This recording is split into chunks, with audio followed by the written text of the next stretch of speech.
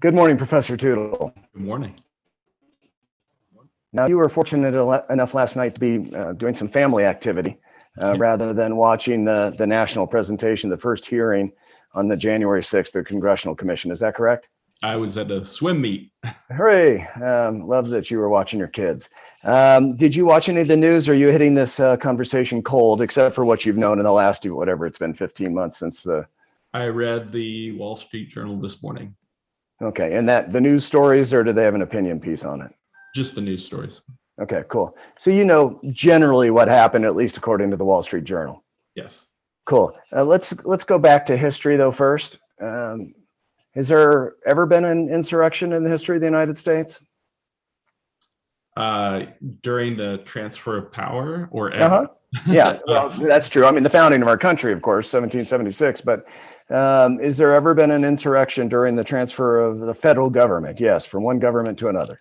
Oh, I guess I'm trying to think of the closest parallels would be Lincoln's assassination and the plot around it. You know, that was an attempt to alter the government. So that the answer is yes, maybe the assassination of Lincoln. Well, nothing like what we saw in January 6th, but you know, in a certain sense, the assassination attempt on a Supreme Court justice is also a kind of an attack on one of the branches of government in an attempt to influence it. So when did that happen? Last week. Okay, well, that was yeah. But has there been other ones though? I mean, because that one that might have just been a call. And we've had presidential assassinations and assassination attempts, but with different motivations. I'm trying to think of things that would be in terms of trying to actually affect the overturn of a branch of government or of the government itself. And so, the answer is you don't. Your memory's not really. Not really. Nothing like January 6th. Well, let's see if we can reach one conclusion, but let's not talk about it yet. Was January 6th, 2021, an insurrection, an attempted coup, or something else, or maybe we're not sure yet? Well, as you say, we're not sure yet because we haven't had time to have perspective on all of the evidence. But I think the answer to your question also depends on who you're talking about. So you have to identify the subject of the sentence in order to know their level of culpability. Yeah, I love that. Well, I'm not sure I want to go there quite yet. Okay. Let's ask it in a different way first. Who are in a peaceful transition of power? In the history of the human race, that generally hasn't happened. Generally, one family loses power, they either get their heads cut off or they get sent to some other place when hopefully they're never going to be able to come back to. Is that generally correct? I mean, people don't generally give up their power voluntarily, do they, in the history of the human race? Right. The peaceful transfer of power is rare, it is unique, and it is recent. Yeah, and recent, what you mean by recent is not the French Revolution, you mean the American Revolution, and the establishment of a rule of law by constitution. Yeah, and really something that has only spread throughout the world in the last 50 to 70 years, depending on, I usually think of it as when you have an opposition party that peacefully takes over from another party. That's kind of the test. So by that measure, the first time that happened in Mexico was in the 1990s, just to put it in perspective. Mm-hmm. And so it is a rare and recent event for most of the world. And you do think that United States Declaration / Constitution, that process started all this, or was there other useful, peaceful transitions of power throughout history? There's an evolution in the British tradition, for instance, I mean, in a sense, the Revolutionary War was born out of a debate in the British political system about parliamentary supremacy. So, in that sense, there's a kind of 1,000-year evolution that takes place before the American Revolution. And So even in the American context, it takes about 150 years of colonial experience before it changes in the American, but that's part of the, I would say, 1,000-year-ish evolution in the British experience. But you would at least give the American experience an exclamation point as being unique. Absolutely. Or helping the process move ahead. It wasn't just one of many. It was clearly the English and then the Americans are leading the way.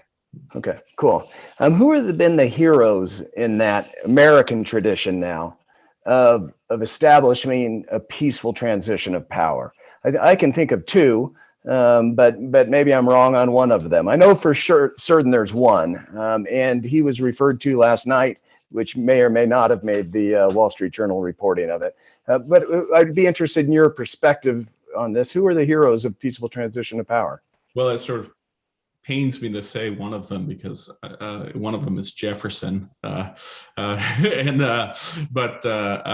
the same time, it takes two to tango. You have to have the Adams administration and Hamilton and his followers, and then you have to have the cooperation of both the Jeffersonians and the Hamiltonians, as well as the outgoing Adams administration. But that's really the and then you can say the real heroes are the people who, and this is something that I've been thinking about even more and more, but the real heroes of the American experience are the ones who create the political culture that says that that this is who we should admire.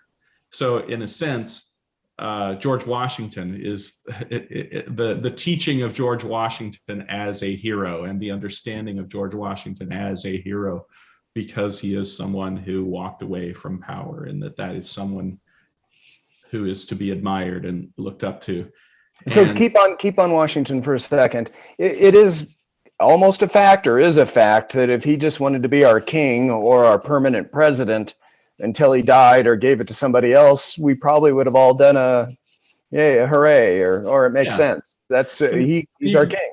And you can sort of draw a direct line between George Washington being a hero in the American experience and and Mike Pence, fulfilling his constitutional responsibilities, and all of those state election officials and states attorneys general, who are all part of the American political culture that valued the peaceful transition of power.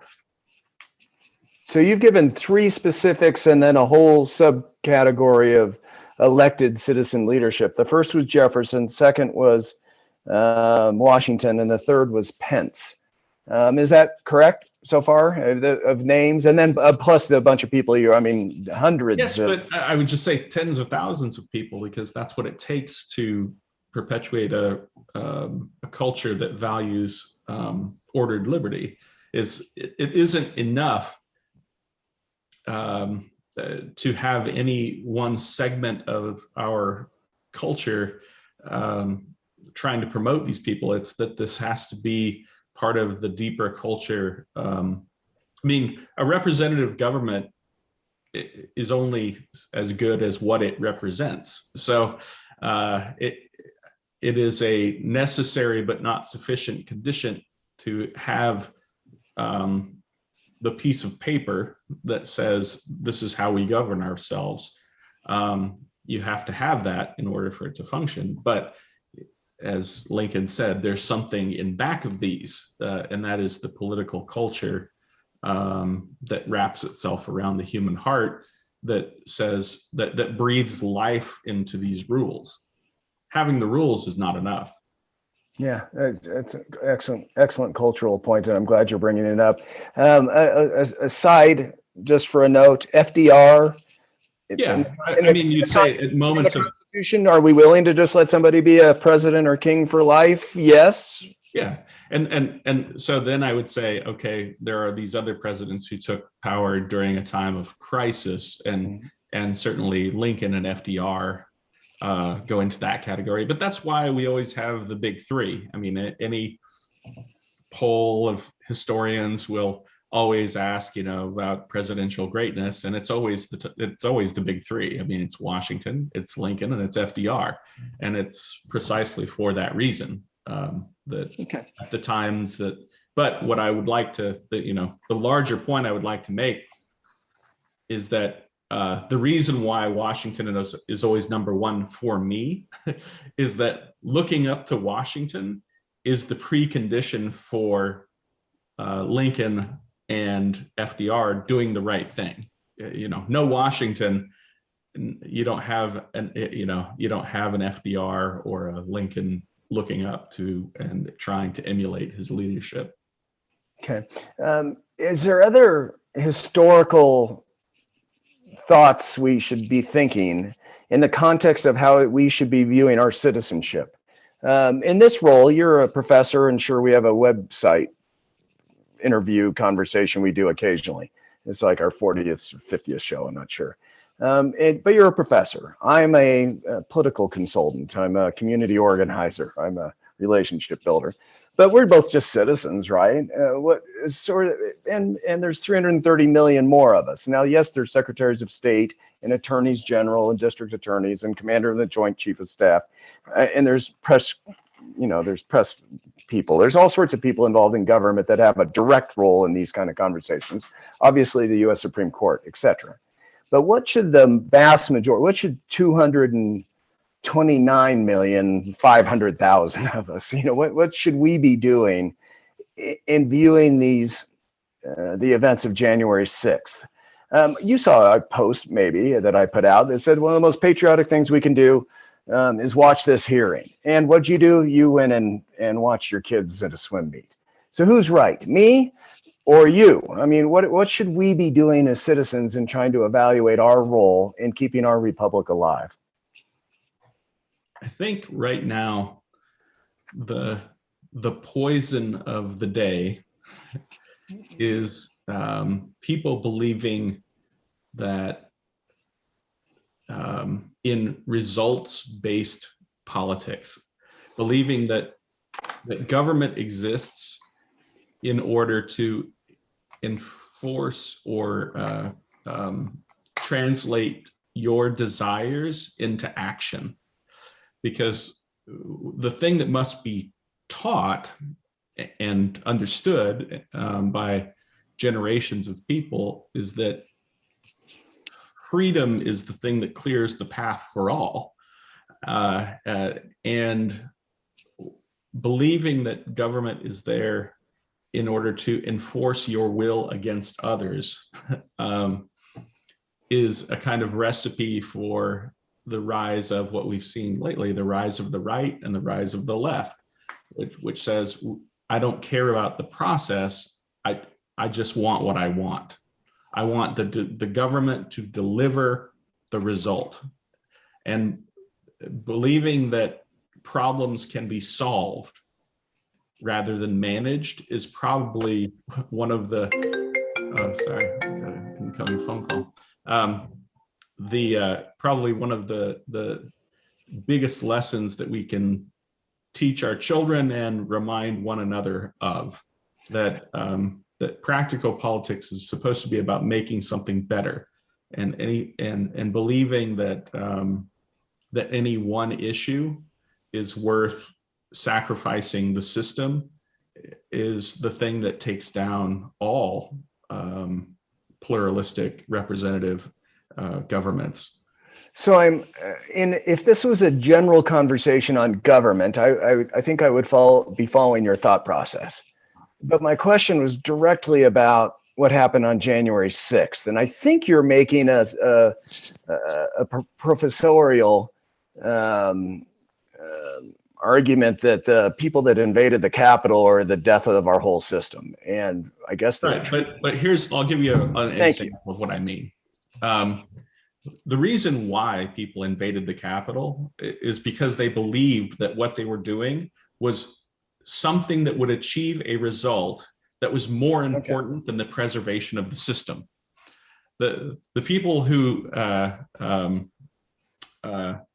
say, I would like to, I read some shocking poll that said something like 25% of young men in one political party, and I won't name which one, and I think 45% of young men in the other political party believe that assassination is a legitimate way to advance your political beliefs.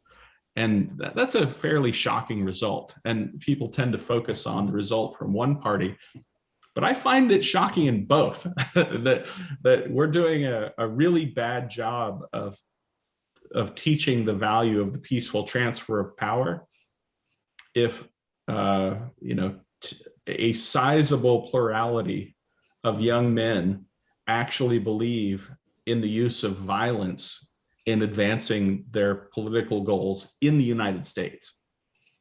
Yeah, I don't think I've seen that poll, but I saw a similar one from Pew, I think it was, that 30% of one political party and 15% of the other political party believed in violence as a means to the end. So that sounds like it maybe is a different version of the question, of perhaps even the same poll. But yes, it's disturbing numbers, no doubt. Oh, you froze up. Yeah, I'm glad you didn't hear me. Yeah, I'm adding another poll. Did you hear part of that, or? I think I heard. Yeah, it's fine. Okay, cool. Yeah, because this isn't about me. This is about your thoughts on this. Let me switch gears slightly, because I'm sure other people have questions on this. But yesterday, before the hearing, this is a direct quote. Former President Trump said, January 6th was not simply a protest. It represented the greatest movement in the history of our country to make America great again. It was about an election that was rigged and stolen in a country that was about to go to hell. So we have these two competing dialogues. We can either listen to the chairman of the committee and Representative Cheney, who have one perspective, or the former president of the United States. And the country is being bombarded with these two different dialogues. I vacillate myself in my role, because am I just madder than hell and can't take it anymore? Or do I actually think the system's working as it's intended?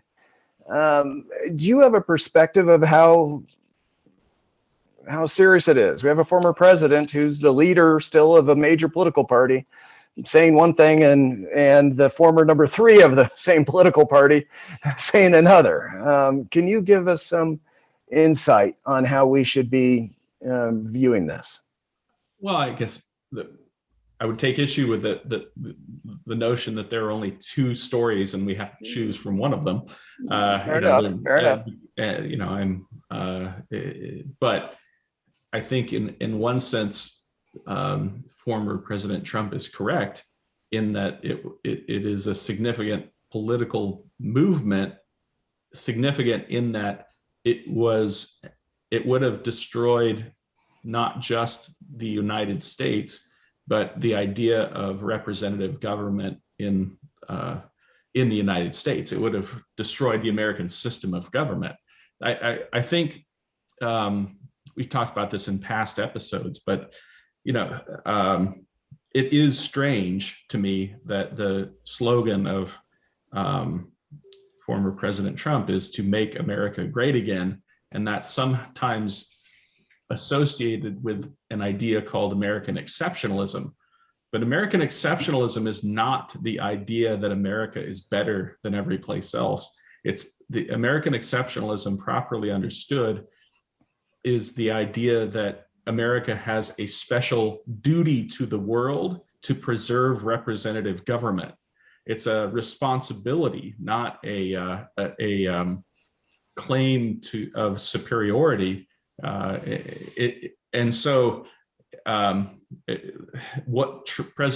Former President Trump's definition of greatness is the opposite of American exceptionalism. They are not the same, because he believes that American greatness is embodied in the destruction of American exceptionalism. So I've always found that to be a strange yet important distinction to make. Yeah, it's useful. How come you're not screaming from the rooftops that it's a insurrection, it's a coup, it's treasonous, and everybody associated from the former president and close allies on down should be, I don't know, lock them up? How come you're not screaming? Well, it's hard. It's hard for me to maintain levels of anger over a long term. I'm not a screamer by nature or a yeller, and the reason I haven't used those words directly is you haven't asked me those questions. But and as I said, if you were to ask me specifically, was President Trump engaging in an attempt to overthrow the American government as well as destroy the American system of government? I would say yes, absolutely. And is that treasonous by the dictionary definition of the word rather than the legal definition?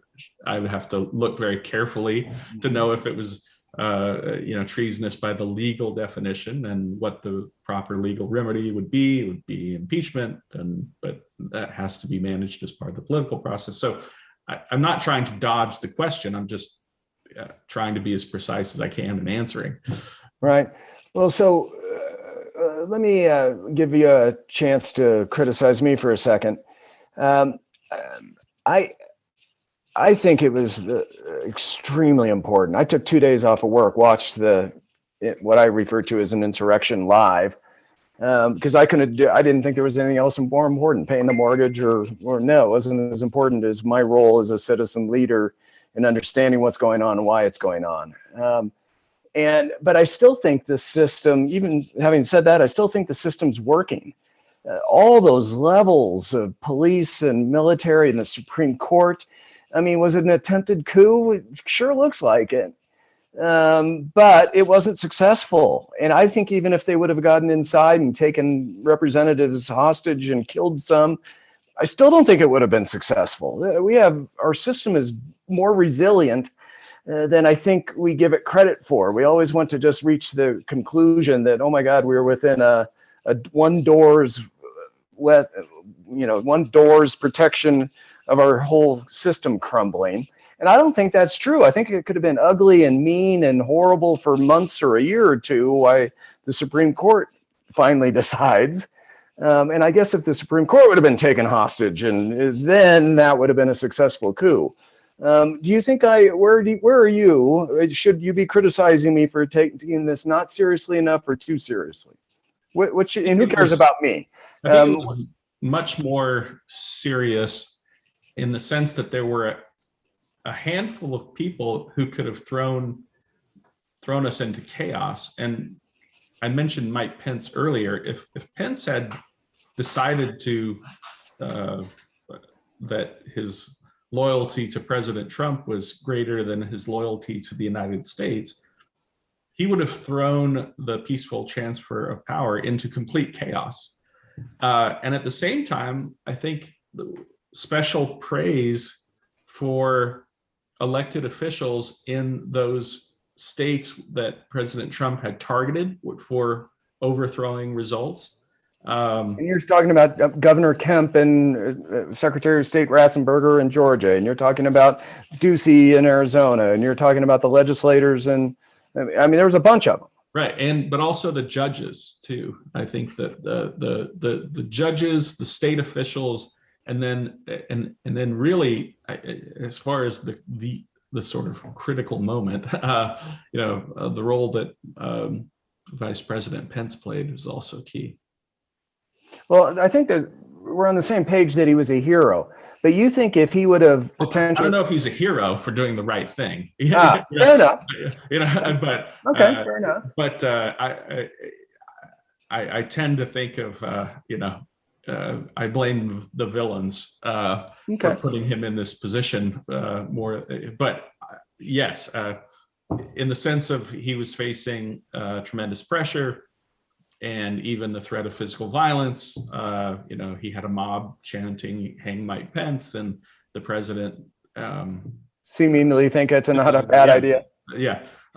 So Yeah, I just don't know yet. I don't know if I'm willing to brand Mike Pence a hero just yet. I want to Yeah, there may be more sit on facts. that for a while. Okay, there may be more facts. Fair Yeah. enough. I don't know, Professor. This one, I've sworn to uphold the Constitution 5 times.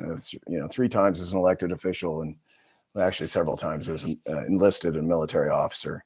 And this one, I just think is as grave as it's not even fun having a conversation about it. I think it's just so depressing to me that but I still think we were more resilient, though. I have this split personality. I think it's depressing how close it got, particularly if the initial reports that the Secret Service was ready to get him out of there, and the vice president was worried that if he was out of there, then Grassley could be appointed, and he whatever Grassley's up to, and then all of a sudden that chaos that you're talking about goes into. You can tell I'm kind of torn between this is the most evil, nasty thing in my life, not only lifetime, but in the history of the United States, versus, my God, thank God our systems are resilient enough to overcome this. And I can't make up my mind. Help me. Well, you're supposed to hold both of these things simultaneously. In other words, we're supposed to have gratitude for the political culture that saved us yet again. But on the other hand, we should be very concerned about how many people approach politics and say, I'll give you another example when it comes to the Supreme Court and abortion, or just how I often hear Republicans say that they are dissatisfied with the Supreme Court when they issue a particular ruling. And they'll say, how come the Republican justices always flip? And there's a easy explanation for this, is that within the judicial philosophy of conservatism, you say, my job is to interpret the text of law, even when it's bad law, and not necessarily make this judgment because of the result that it will produce. Mm-hmm.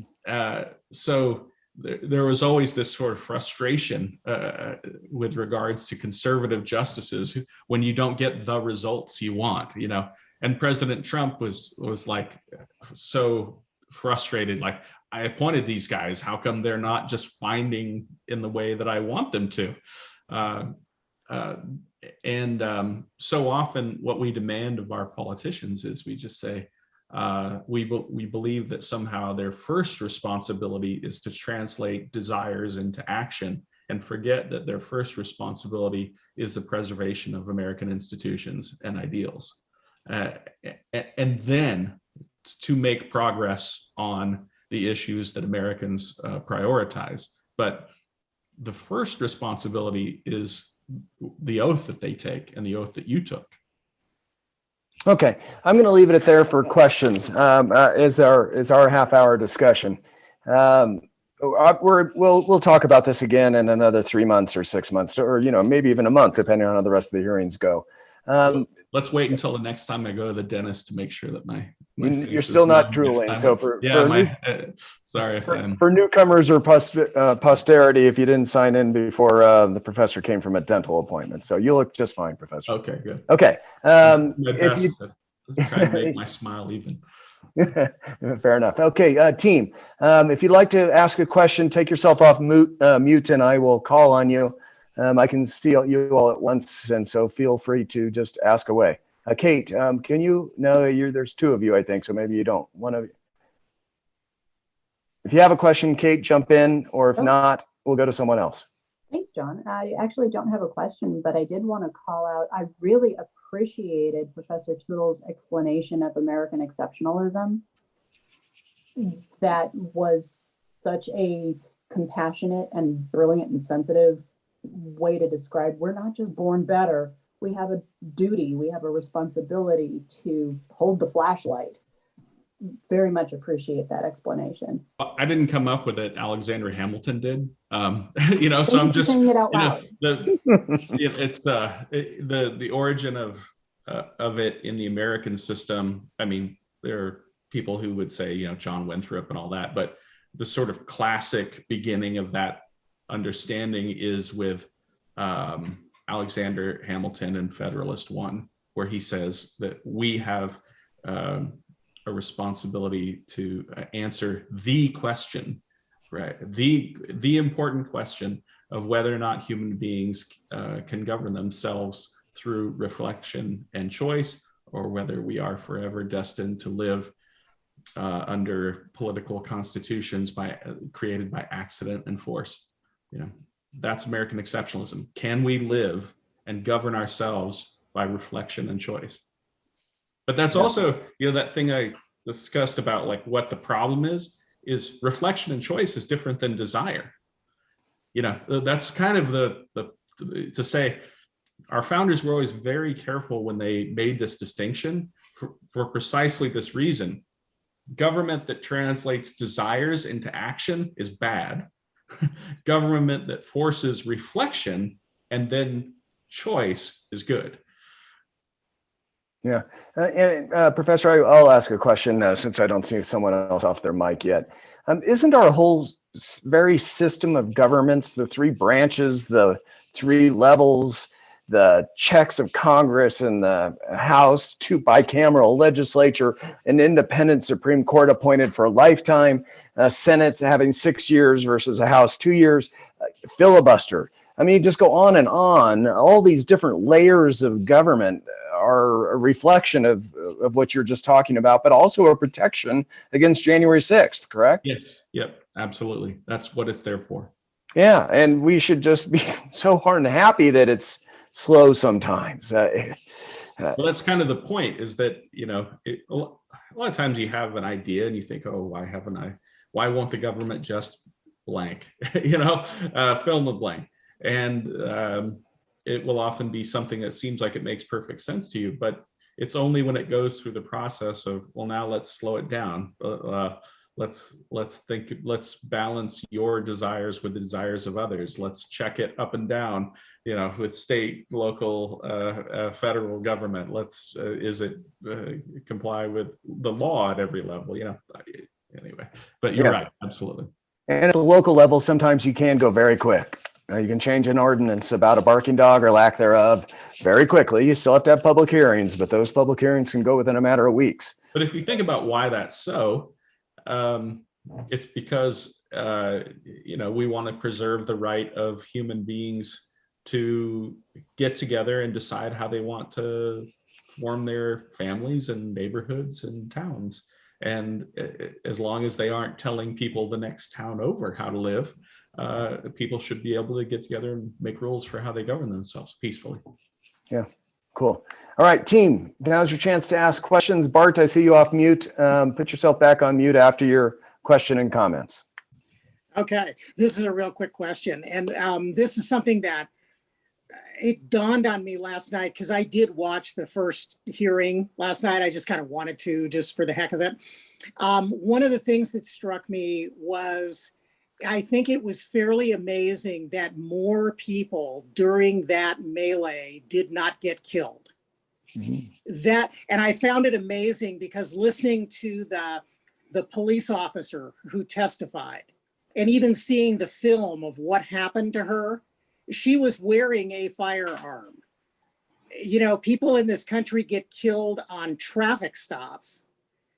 These officers were literally being assaulted by these people, and none of them actually took their weapons out and pointed them at people and started shooting. And to me, that's really amazing. Anywhere else in the world, there would have been hundreds, if not thousands of people killed at an event like that. Like even if you go to England, for example, and I know I'm talking too long here because I'm not really asking a question, but if you go to England, you see all the pomp and the pageantry and everything. If you actually go there in person, there's a whole lot of people behind the pomp and pageantry who have some very big guns. I mean, the British Parliament will probably never be invaded. And that's why you don't see the Queen of England being assaulted when she walks over and shakes hands with people, because they know that they're going to get blown away. There's too many people. So why do you think, what do you think the significance of that is, I guess, is what I'm kind of asking here.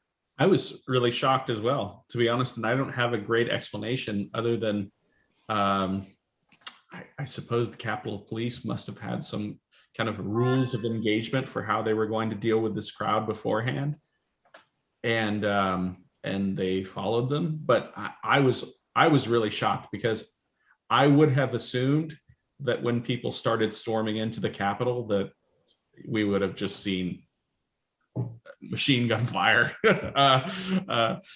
So Professor, I've got a flip side of Bart's question that I'm hesitant to even ask, but I've been in the U.S. Capitol on business and pleasure 15 or 20 times in my career, and I've always been on minding my P's and Q's. I think it's kind of a dangerous place. I thought if I would accidentally touch a statue or something, I might get shot. I mean, it's a pretty secure building.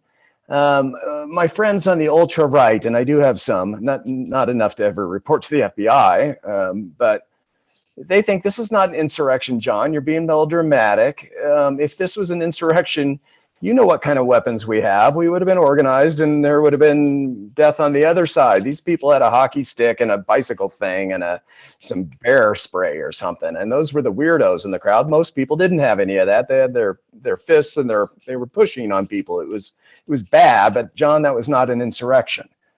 And in a way, I served in the Army, and I know a lot of people who are very trained in weapons. Yeah, they're kind of right. They didn't take their weapons to DC. They didn't look to me like they were going to kill Congress. And so am I being a wimp, Professor? Am I being disingenuous? Well, this is where I'm going to say, let's wait and see what we find out as these hearings move on, because I assume that these questions like this are going to be answered. What were the rules that the police were following? Were the people who were actually organizing the breach aware of these rules and trying to exploit them? Did they believe that all that needed to be done was to pressure Mike Pence? In other words, was that part of the plan? And the answer, I feel like that's one of these things we just got to wait and see. Because so you're wholeheartedly in favor of these hearings, then? If they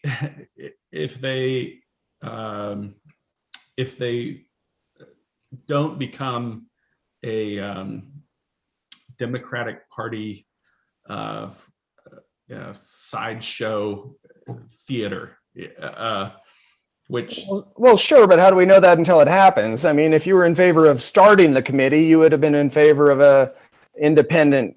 Well, I mean, Congressman Tootle, how do you vote? The actions of the Democrats have on January 6th and after, in particular with the impeachment hearings, have not given me a lot of hope.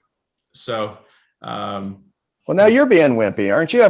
First, I was asking you if I was being wimpy. Isn't one of your dear friends Congressman Valadao, and he voted for the impeachment? Yes, but he did so.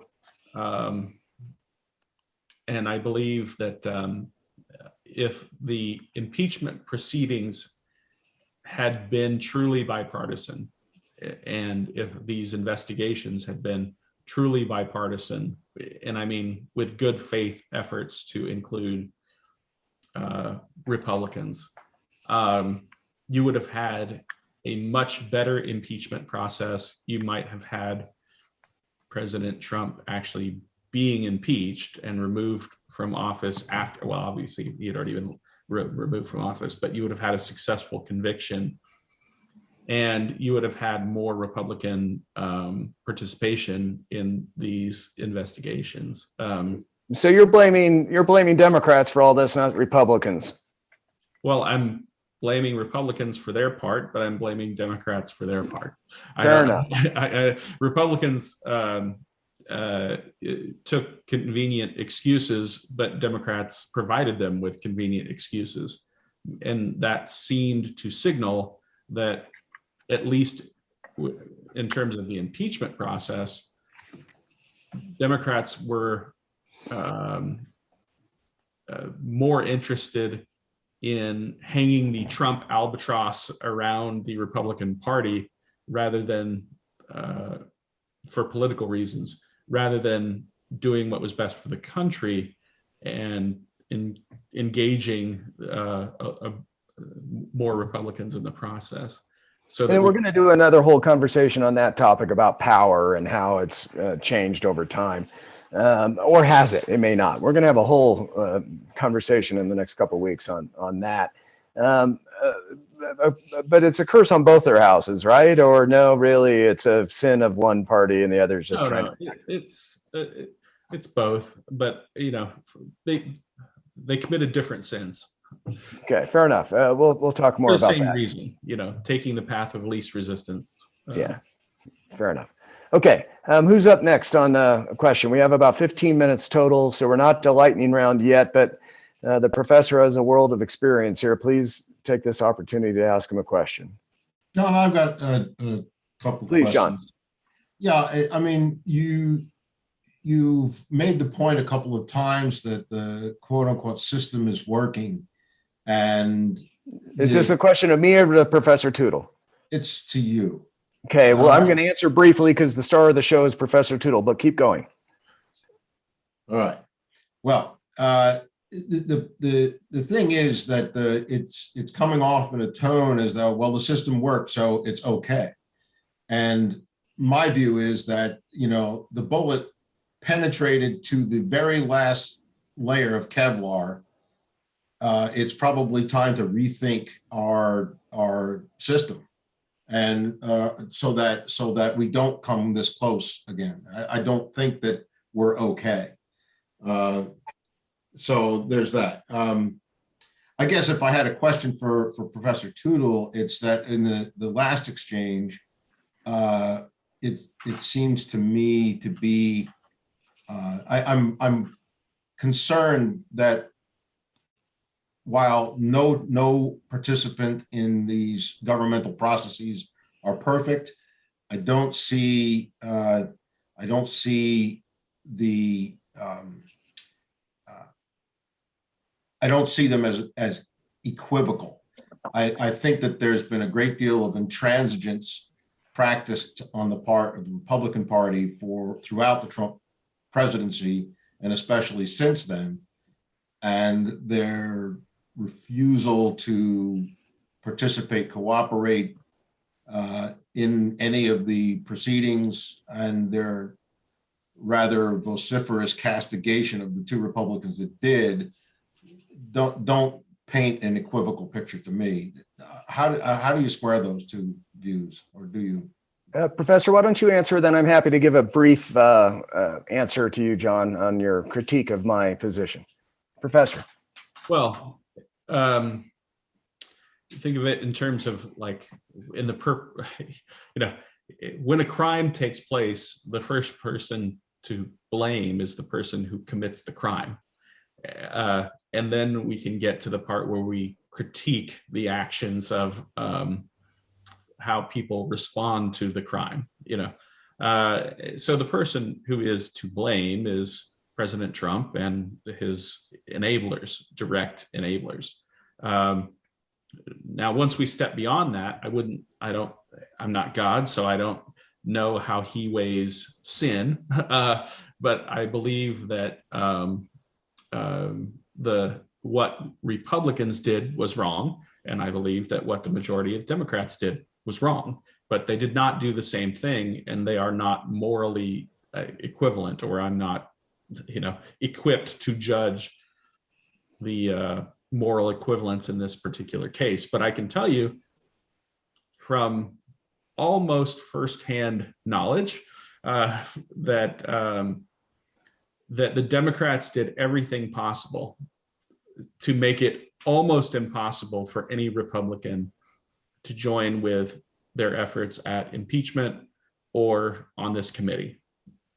In other So words, you're talking about the old Tip O'Neill, Ronald Reagan, where they could get together over a glass of liquor and actually solve a problem. They didn't do that.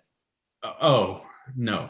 They did the opposite of what Tip Yes, O'Neill and Ronald Reagan. This was both political parties and leadership in both political parties, essentially believing that this is a game and that this was one of the times when they could continue to play a political game.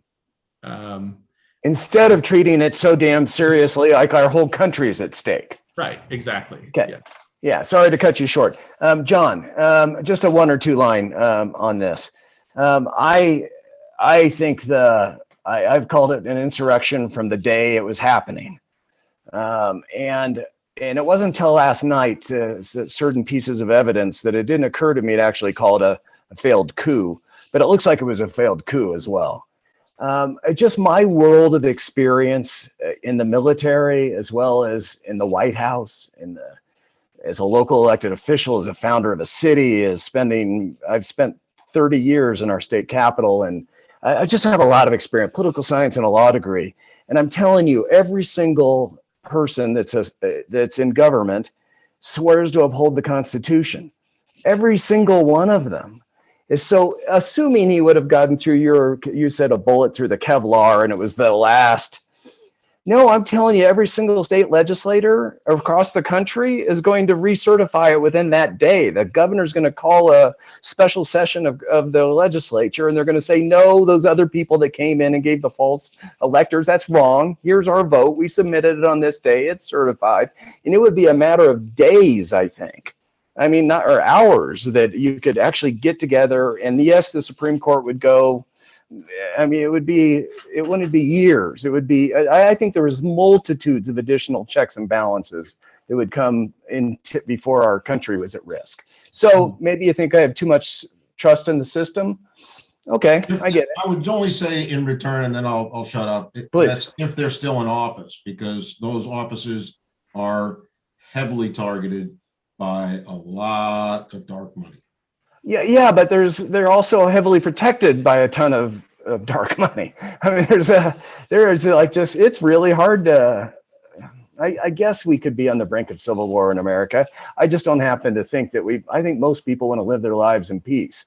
And when it gets down to it, when you say, "Hey, go help assassinate somebody," or I don't think most people are going to follow that order, or most people aren't going to do something so draconian.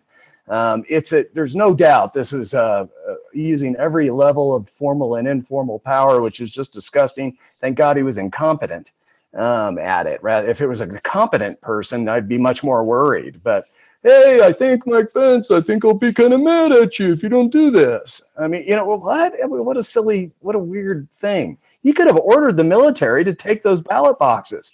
Now that would be a attempted coup. And if the generals are going, God, it's a direct order from the sitting commander in chief, we better secure the military. Yeah, it could have been really, but he didn't do that. He said something weird. I don't know. I know I'm giving mixed signals, John. I appreciate the critique. I really do. Next question. Oh, come on, Mayor or Linda. Linda, you have a strong opinion on this. Well, I guess that's me then. I took Ben, you're up. I will speak up. Hold on 1 second, Linda, since Ben was already talking, then we'll go right to you. Ben. One thing that I've heard a lot of talking heads say is when we're starting last night, and unfortunately I did not get the chance to watch it. I was in a meeting of volunteers, so kind of had an excuse, not quite as nice as professors, but still an excuse. So we're at the beginning of political theater. And my question is for the professor, we've been at this for now a year and a half with the investigation. What do we expect to get out of this that's going to either be in defense of the Republic or cause the Republic to change? Or are we just wanting a bunch of Democrats and a couple of Republicans want to hear themselves talk for the next 6 weeks? Hope springs eternal.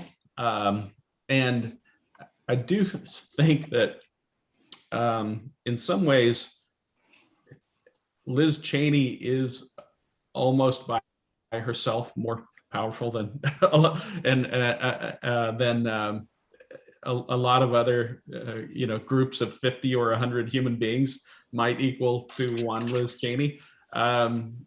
She is a formidable person, and I'm hanging what hope I have on, number one, Liz Cheney and her ability to put together a coherent narrative that's evidence-based, that actually does manage to break through the media environment. But I also believe that there are probably some Democratic staffers who are people of goodwill, and maybe even a handful of Democratic politicians, but maybe they can produce something that has credibility and coherence and provides us with a useful narrative. So I'm, you know, So they don't let have me a great track record yet, but who knows? Maybe they will. so let me jump in on that too. And Ben, it's conceivably one of you. I don't you as well. I don't want to put you on the spot though. Kind of like I'm putting Professor Tootle on it, and I apologize for that, Professor.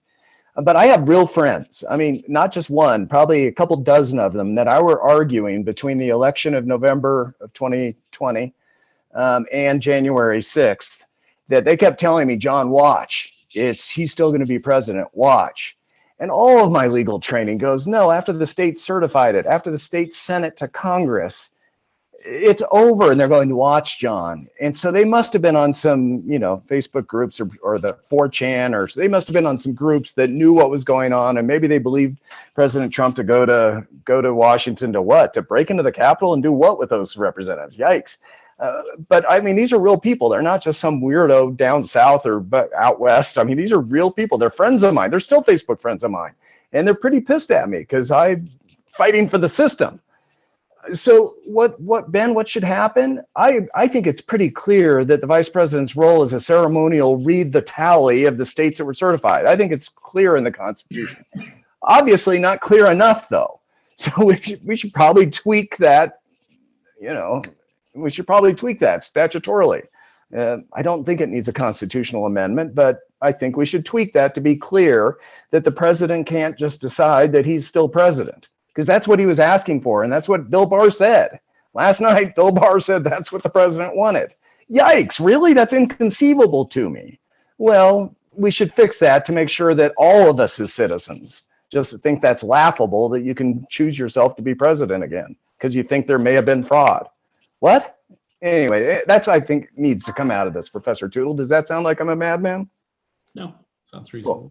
Cool. All right. Next question. Okay, to you, Linda.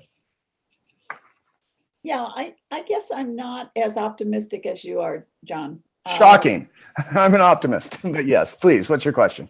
I am very concerned that those who have been sworn to uphold the Constitution are no longer doing that. And would like the professor's opinion on how we go about preserving the system in the face of continuing violence, continuing extreme viewpoints. Well, we've had this conversation a couple times about the failure of elite institutions, and I think it does come down to a failure of our educational system, beginning with really the higher education system, and also our media institutions. And I wonder, I wonder how, I don't have yet a clear idea how to address our media problem other than for people to simply unplug from social media, right? As of right now. But I think there might be some constructive solutions for the regulation of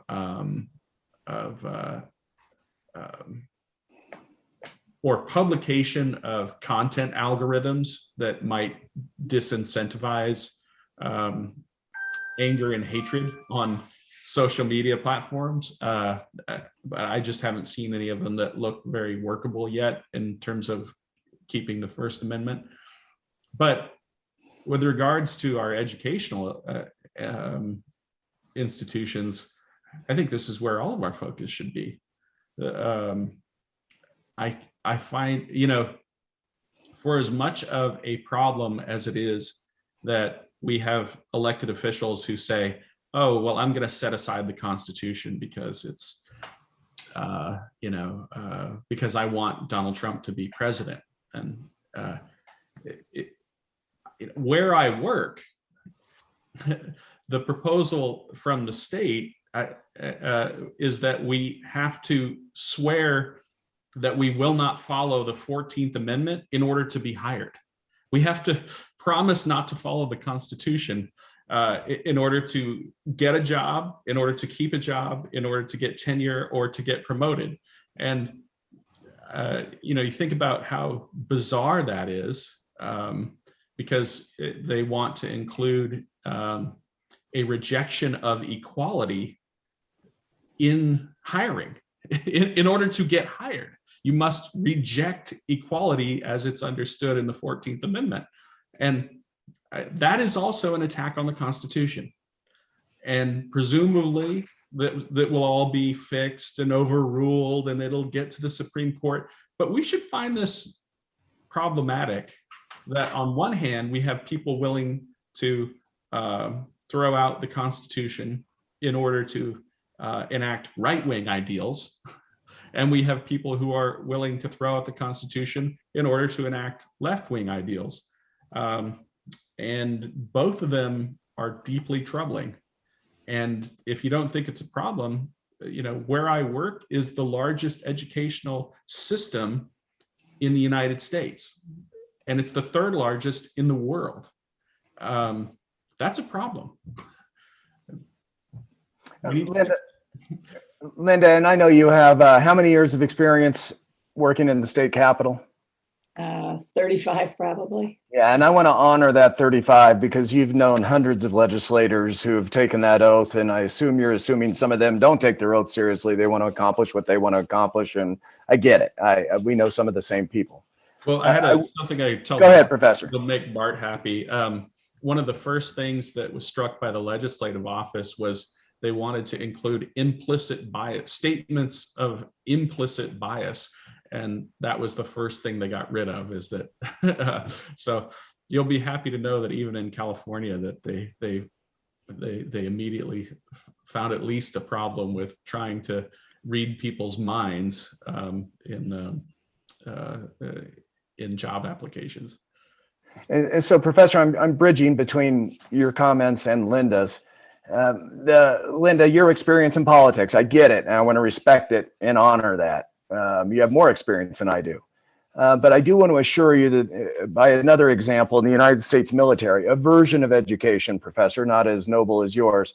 But I'm telling you, I was there in basic training. I was a third-year law student, dropped out for the first Persian Gulf War, and I watched a black drill sergeant with no college give a 45-minute treatise on the law of war and not shout down, but educate down folks who wanted to just kill prisoners because we need to win the war, and what happens if they're doing crimes against us.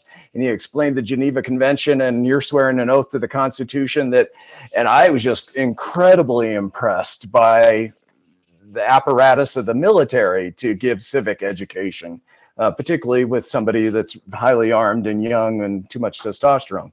And so I have hope, because every single one of those people in the government get to make that moral judgment of saying, I'm not following that order. That's illegal. And if this makes Professor. and let me be simultaneously more optimistic and more cynical.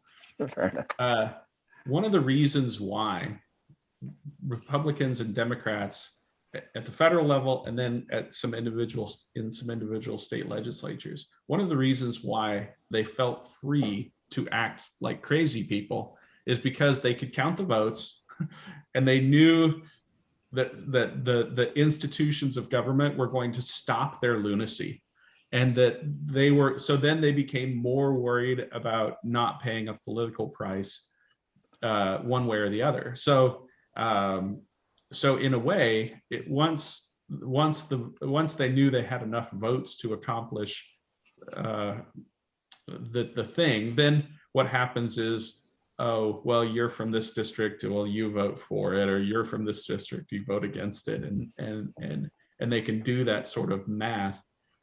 But what I hate about that is, to return to something else, is that there are these moments where politicians in Washington are playing this as a game, and the American people don't know that it's a game. Part of your role as in political leadership is to